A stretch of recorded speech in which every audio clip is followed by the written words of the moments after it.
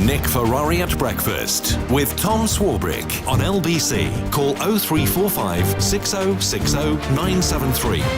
To your calls in just a moment. I'm delighted to say I'm joined live by Grant Shapps, the Secretary of State for Transport and Conservative MP for Welwyn Hatfield, on the news that travel changes mean perhaps, the Times are calling it, a boost for summer getaways. Good to speak to you, Mr. Shapps. Thank you for joining us. I want to go to France. I'm double jabbed. What do I need to do? To go to France, simply follow any rules that France have in place. And the best place to check that's always on the Foreign Commonwealth website, FCDO.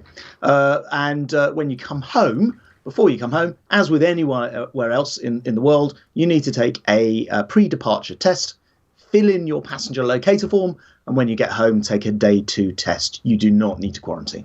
Is that for people who are flying back from France, or could I drive and do I have to take those tests? Same for everybody. It doesn't matter whether you're driving, taking the train, flying back. It's the same process for coming back from France. And I wouldn't have to take a test if I was driving in to get in, but I would if I was flying in to get in? No, the rules are identical regardless of your mode of transport. So it doesn't change anything. Spain is not on an amber watch list, but you're worried about people coming back taking a lateral flow test. So actually, with Spain, almost everybody already takes a PCR test. That's because worldwide, not specific to Spain, we specify a very high quality of tests that people need to take before they return. In most places in the world, that is, it turns out to be a PCR test. That is the case in Spain. And the specific reason for mentioning this is there's a particular variant, the B.1.621 in Spain, that our clinicians, their scientists, are keeping a very close eye on. PCR tests are the best way to do that. So it's just a reminder to make sure that you've done your test. Actually, as I say, in Spain, it's already a PCR test most of the time anyway. And that is to come back from Spain into the UK. But correct. That was mandated, was it? So that people coming back from Spain would have to have a PCR test in order to get back into the UK? Because now it seems to be just guidance that we'd rather you took a PCR than a lateral flow test.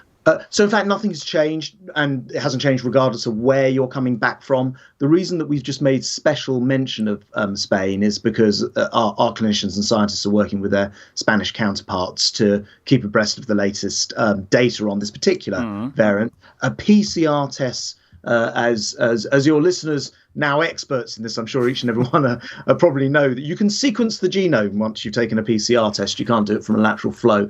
But in fact, it's important to do it, as you say, this is a slight variant of that people are keeping a watchful eye on. Why not make it mandatory? Why say to people, well, you can if you want, but actually you don't really have to. It's very expensive, some of these PCR tests. So if it's important, tell people that they have to do it. People do it. So the answer is actually that 9 out of 10 people already take a PCR test in Spain. It happens to be the only test available in Spain, or one of the only things available in order to meet the high specification, so-called sensitivity and specificity required. So people are already doing this. It's really just a reminder. A PCR test is particularly useful where you're trying to track variants. If we are worried about this, and the Prime Minister is obviously worried about this, he said he doesn't want to see variants come into the UK from around the world, understandably, rightly. Why are we relying on people to choose to do it? Why are you not saying to travellers, listen, we really insist that you do this if you're coming back from Spain? So I think with all of these things, and you're right, of course, we want to prevent variants, but we also accept that it's not possible. No country can do it. Even Australia, who've had a complete lockdown, haven't ended up preventing the Delta variant, for example. So we know you can never do it entirely. And so it's always a question, to be completely upfront with you, it's always a question of finding the right balance with these things. We want people to be able to go away after, well, let's face it, what's been a pretty tough year and a half, enjoy their holidays, not be looking over their shoulders and worrying about changes. So we want it to be simple enough. But at the same time, we want to be able to track any changes. So this is an appropriate balance for what may or may not turn out to be an interesting variant or not. You've angered a lot of your Conservative colleagues, Mr. Shapps, by putting forward the idea of the amber watch list. In effect, it strikes me that Spain is on something akin to an amber watch list, given the concerns. But isn't the truth that you could never move Spain to the red list because there are so many Brits that go over there, you could never put them all into a hotel? No, I mean, for the first thing to say is last year we had a travel corridor system, if you remember. Countries were either on the corridor or off the corridor. And everybody rightly said, actually, that's a pretty blunt instrument. You're either on or off. We've got a traffic light system because it enables people to just get a bit more of a sense of what's going on within that detail. And I personally believe it's always a good idea to provide people with detail, against which we don't want a system which is over complicated, which is why sticking just with the traffic light is, that everyone understands the traffic light. It gives people enough of a, yes, but the problem is with the traffic light, there are normally 3 colours. Recently, we've had about 6. I mean, there are variants between green and amber. I don't think we've ever actually had 6, but we have, as you said, I think helpfully, particularly before double vaccination meant that you didn't need to quarantine, said to people, this is a green watch list, for example, so people knew. What we're trying to avoid is the cliff edge of something suddenly changing. So I think, I don't really think there's a really strong argument against giving people as much information as possible. Having said that, we've looked at the data, considered this, and found that we can provide people with certainty for the rest of August. It's not like last year where we had weekly changes. This is now set for the next 3 weeks. We could give people certainty for the rest of August, unless something, absolutely no one saw coming turns up, that people can go away, enjoy the holidays, and not have to look over their shoulders. You've possibly made quite a good argument for having the amber watch list in order to give people enough information that they can make a decision without coming to that cliff edge. Why were you overturned by your cabinet colleagues and the Prime Minister?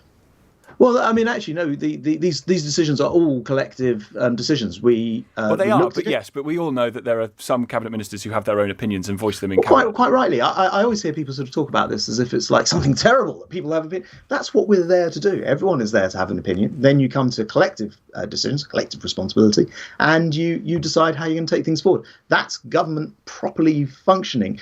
I think that what people wanted in the end, what people need in the end, is a system that has red, amber, and green.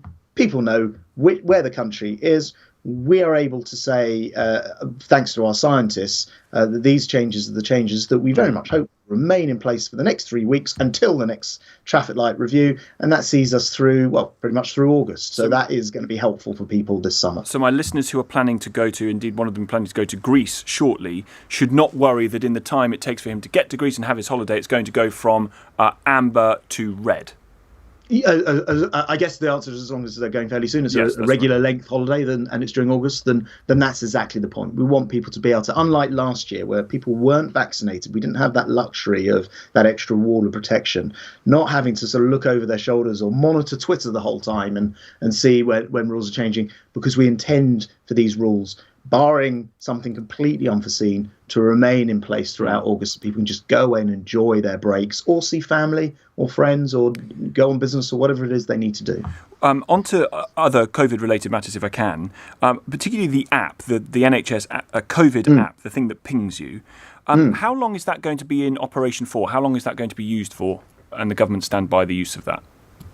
Well, right now it's doing an amazingly useful job. I saw some figures of it preventing, I think, potentially 50,000 infections in just about a 3-week period. Yes, I saw that. Just how do you know during that? July. How does the government know that it prevents spread? I'm afraid I'm not the scientist who worked it out. I don't know the answer to that. But presumably they've looked at the overall number of pings, how people have responded to them, and then been able to make some sort of estimate. I'm afraid I don't know the detail. It's interesting that you say that, because I have seen the detail of this. It's from an ONS study that looked at the success or otherwise of people isolating having been contacted by NHS Test and Trace, which is not the same as the app. And it comes to the conclusion that around 60% do. Now, that's understandable because the NHS Test and Trace speaks to people or texts them. The truth is, you can't know whether people have isolated as a result of getting pinged by the app. So I don't want to lead you down a path I don't know the answer to. But what I think is probably happening here is we have the total number of pings, because we publish those. We know through behavioural science, broadly speaking, how people respond to that, and then some sort of estimations being made, which says that, and I guess it stands to reason, that where people have followed the app, they've then self-isolated. A proportion of them would have passed on coronavirus, haven't. I mean, the bottom line is it will have led to people not going to hospital and people being alive today. It's a guesstimate, isn't it? It's a bit of a guesstimate. Yes, absolutely. Yeah. And that's enough to justify its existence, that we're guessing whether it's good at doing the job. Put it this way round. I don't know about you. I have the app on my phone. I want to know if I've been exposed. to somebody with coronavirus, because I have parents who are both in their 80s, Sure. and I don't want to unwittingly go and give them coronavirus. Would you isolate for 10 days? I certainly would do exactly what's required. Yes. But that's because I don't want to kill my loved ones. Who would want to? So yes, of course, we should carry on using the app whilst coronavirus it has the potential to kill people. It's useful information. Why would you not want useful information? It just stands to reason that people would and should want that info. Final question for me before I have to let you go, Mr. Shapps. How long do you expect vaccine passports for nightclubs to be in place for once they're made mandatory in September? I don't know the answer to how long we'll need them. We'll have to follow what the scientists and clinicians tell us. I do know that this is your opportunity. If you like to go clubbing and you haven't had your vaccination yet, this is your opportunity to go get it, because if you're quick. No, it's not a bluff. No. And it's important to understand that there are simply going to be things that you will not be able to do unless you're double vaccinated or have a medical reason not to be, including going abroad. And so actually there are good reasons if you're perhaps in your 20s and you feel like, oh, this doesn't really affect me. Well, it is going to, because you won't be able to leave the country. That's not something the British government's doing. That's something that's being required by every government around the world. And, that going to nightclubs are things that you require vaccination for. Get your vaccination. It helps everybody, not just yourself from long COVID and the rest of it, but also loved ones and people you don't even know. Grant Shapps, the Secretary of State for Transport, Conservative MP for Welwyn Hatfield. Many thanks indeed for your time this morning. We'll pick up on what Mr. Shapps said about those changes to travel restrictions in a few moments' time after the news at 8 o'clock. On your radio, on Global Player, and Play LBC. leading Britain's conversation. This is LBC. From Global's newsroom at 8 o'clock. Summer holidays to France are now back on for millions of people after the government announced the country is moving back to the amber list. From Sunday, travellers returning to England, Scotland and Northern Ireland will not need to